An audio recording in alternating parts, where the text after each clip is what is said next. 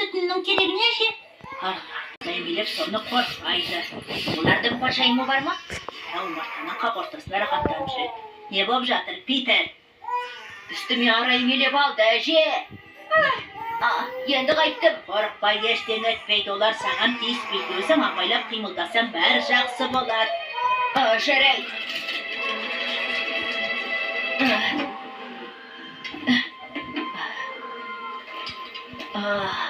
Бәрін қамаған сияқтымын. Жарайсың, аралардың патшасысың. Жарайсың.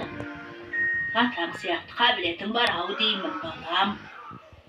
Ал енді не істеймін? Аралардың бәрі кіші омартаға үйренгенше бірер сағат күту керек. Сосын не болады? Яны шалғынға барасыңдар. Аралар гүл көрсін. Сосын, одан соң аралар бал жинайды. Иә, бірақ кіші омартадан бал көп жиналмайды ғой. Маған басқасы керек. Білетін сияқтымын. Ешкі бағып ірімшік жасаумен қоса омарташы боламын. Иә.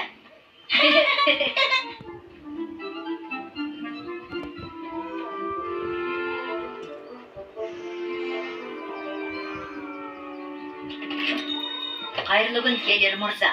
Питер, қош келдің. Жұмыс істеп жүрсең, сен қайтадан жұмысқа аламын. Жарай ма? Келсесің бе?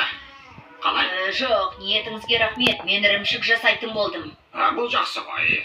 Сосын ара астағым келеді. Жақсы. Омарташы болғың келеме сонда? Иә, ара ұясының қанша тұратынын білесіз бе? Боғыз ұя ма, толсы ма, қарағай ма, емін бе? Үш әлде 4 қабатты ма? Оны білмедім. Ұя болса болды. Бал жасап ақша тақтың келсе, кем дегенде 3 омарта керек. Бір ұяны дайындап қойдым. Онда айтайын. Маған бал сататын омарташы омартада сатады. Сәл қымбаттау, бір омарта 100 франк тұрады. 100 франк? Жинаған ақшам бар, бірақ аздау. Сен сода. Сәлем, келген кім өзі?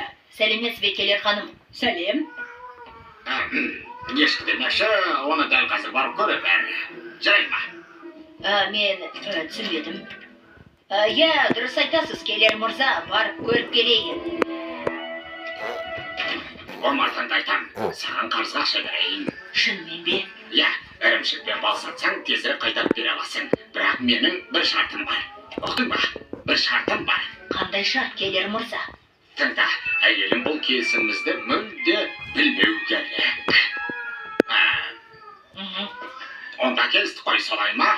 Иә, келістік.